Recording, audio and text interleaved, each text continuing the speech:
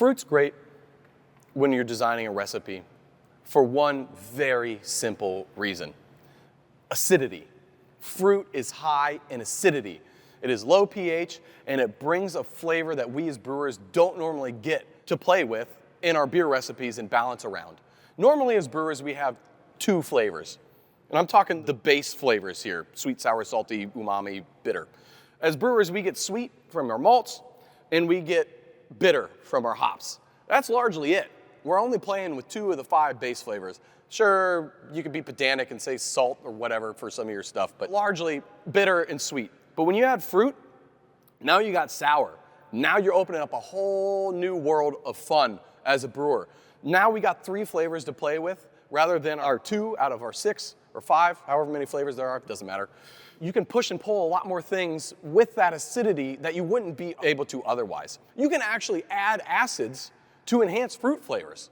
If you're making a blueberry beer and you're not happy with the blueberry intensity, which you're not going to be happy with blueberry intensity anyway if it's just blueberry puree, you can add a little bit of citric acid, and citric acid is the main acid used to acidify candy.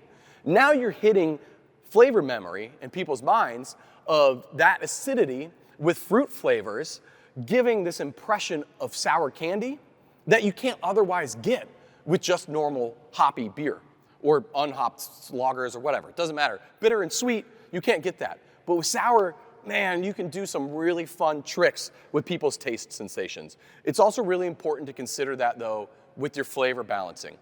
We all know Ballast Point made $1 billion because of grapefruit sculpin. Grapefruit IPA, that is a great flavor combination. And it works so well because grapefruit's already bitter. So the fact that it went into an IPA worked really well. Now, whether they did that on purpose or not, I don't know. But grapefruit is such a loud aroma. The bitterness works with what is naturally a bitter grapefruit. The acidity of grapefruit, if they even added a little bit of acidity, helps balance what is normally a higher pH coming from hops in an IPA recipe. And boom, $1 billion beer. Now, I'm not saying you're going to make $1 billion beer, because I'm not going to make $1 billion beer. But it's important to consider that with your hops is what I'm getting at. Hops and bitterness generally don't work.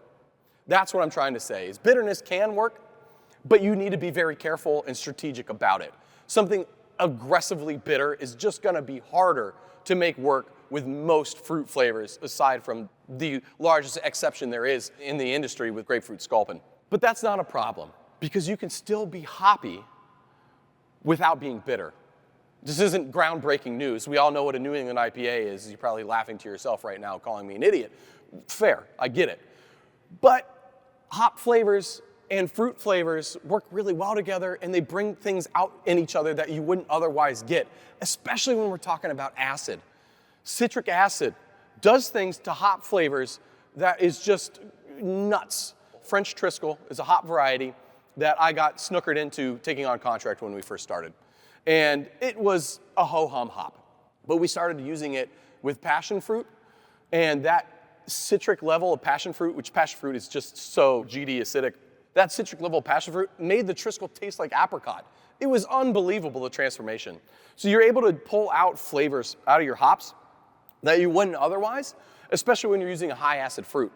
While I am not a fan of bitter plus fruit, I am a big fan of well-executed hop plus fruit.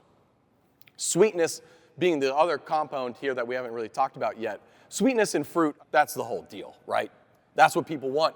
And that's why bananas do well. That's why apples are great, because they're fruity and they're sweet. That's why smoothie beers are crushing it, because there's a lot of unfermented fruit, which means unfermented sugar, which means sweetness. I'm not here to dog sweetness, all right? We gotta make what sells. I love sugar too. I'm probably gonna get diabetes at some point in my life, but that's neither here nor there. I got a problem with sugar is what I'm saying.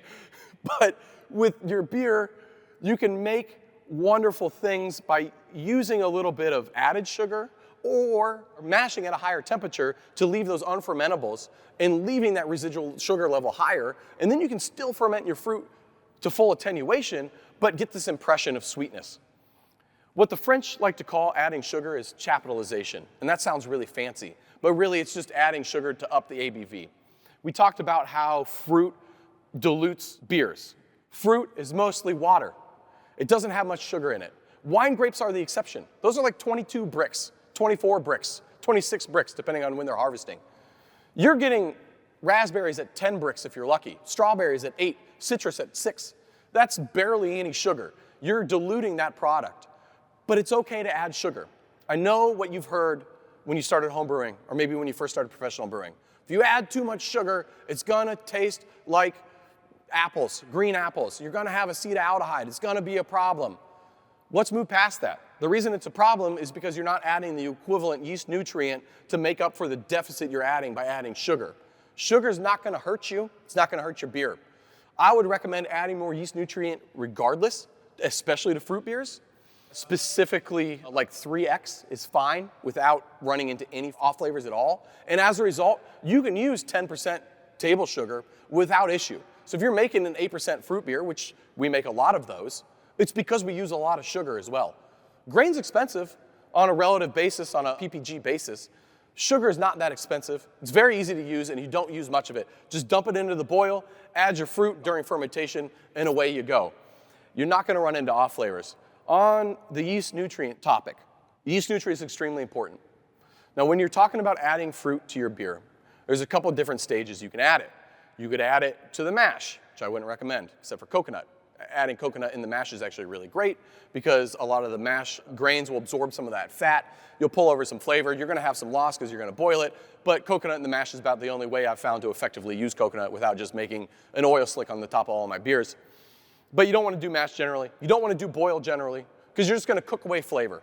We spent so much time talking about the negative impacts of heat on fruit to then just dump it in your boil kettle is going to be a terrible loss. It's a brewing crime. You want to add it during fermentation or post-fermentation to get the best impact. So you can do stepped yeast nutrient addition, much like they do in the mead world. You can do with fruit.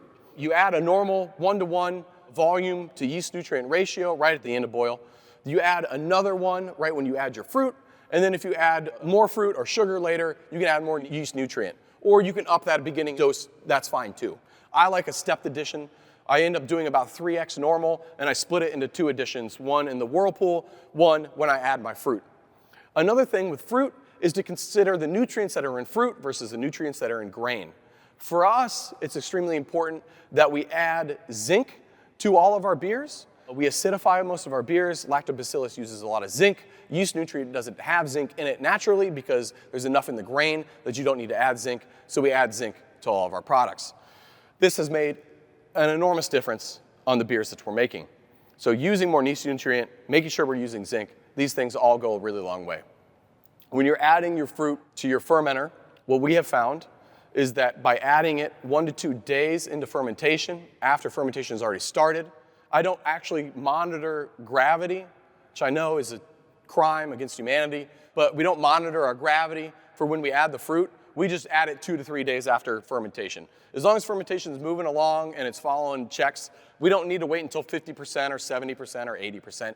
As long as the yeast is still active and you get your fruit in there, you're gonna be fine. So for us, that's about 2 to 3 days at most. Anything more than that, the yeast starts going into your stationary phase and you start running into some issues. It's really slow to get kicking off again and you're gonna run into attenuation problems. But 2 to 3 days after pitch, you're not gonna overload the yeast with simple sugars so much so that it starts blowing out the top of your fermenter, but you're still gonna get wonderful attenuation and wonderful flavor. When you're talking about what yeast to use, there's a lot of fun different yeasts out there. What I have found is biotransformation of fruit during fermentation is a wonderful thing. I love smoothie fruit beers sometimes. I love fermented fruit beers all the time.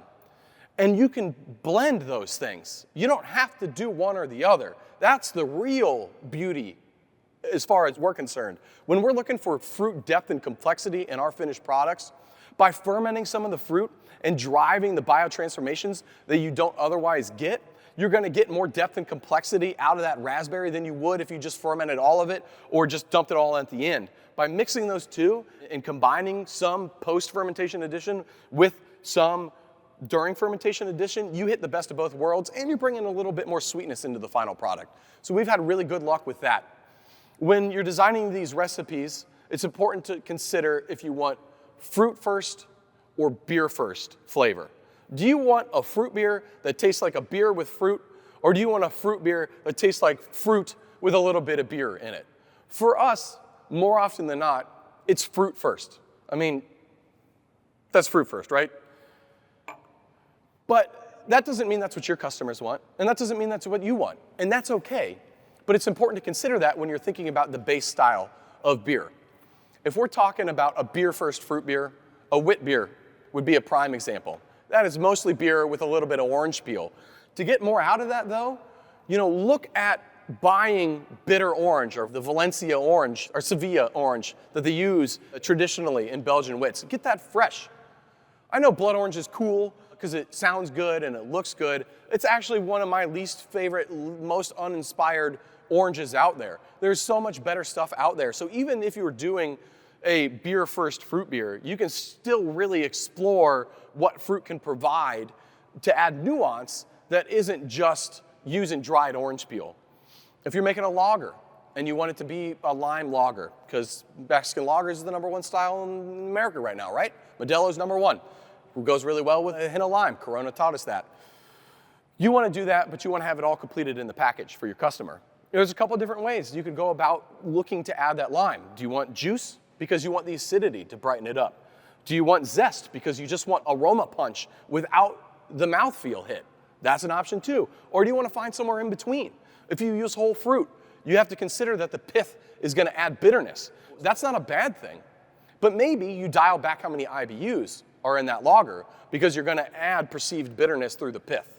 Again, that's fine, but you as a brewer need to plan for that. You don't want to have a 10 IBU beer that you then add pith on top of and you wanted 10 final IBUs and you end up with something that tastes more like 24.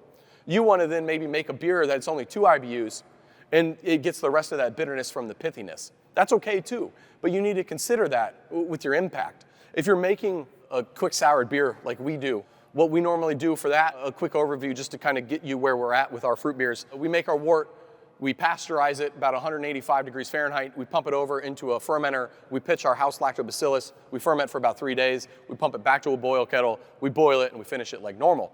If you're doing something like that, it's important to consider what that pH is of that product, because if you're using something like passion fruit that's extremely acidic and you made your base beer extremely acidic, you're probably going to have something that's undrinkably sour. Maybe you're okay with that.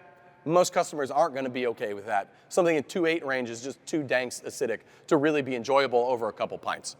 3.4 I find is the sweet spot for my personal preference and our customers' preferences, but anything down to 3.2, as high as like 3.55, it still gives you noticeably this is an acidic beer without being aggressively sour. If you want to have crispness without being sour, which really enhances what fruit flavors are, 3.6 to about 3.9 is your sweet spot for that. And you can do that through the fruit addition itself or add acid.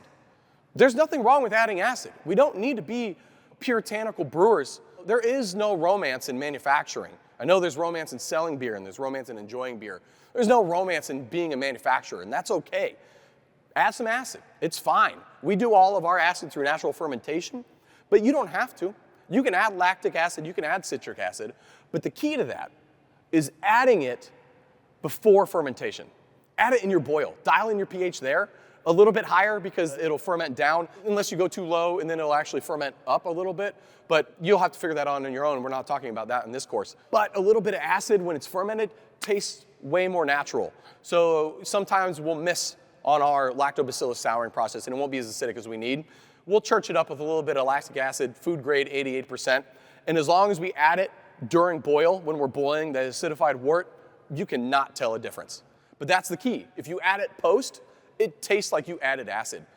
There's something that happens, I can't tell you the chemistry or the biochemistry of the situation, but that's a good little cheat if you need to cheat. And again, it's not a cheat anyway. We're just making good beer. That's what this is about. We're making good fruit beer. So don't be afraid to use citric. Don't be afraid to explore the different acids compared to the different acids found in fruits. Grapes are high in malic. So if you want more of a grape acidity, use malic acid. Like I said, passion fruit and orange, high in citric. Other fruits have different acids to them. Tartaric acids are out there. Lactic acid, the milk acid, that's what I have a preference for. But that's not usually found in a lot of fruits, which is interesting consideration to this whole thing. But it's important to take all that into consideration.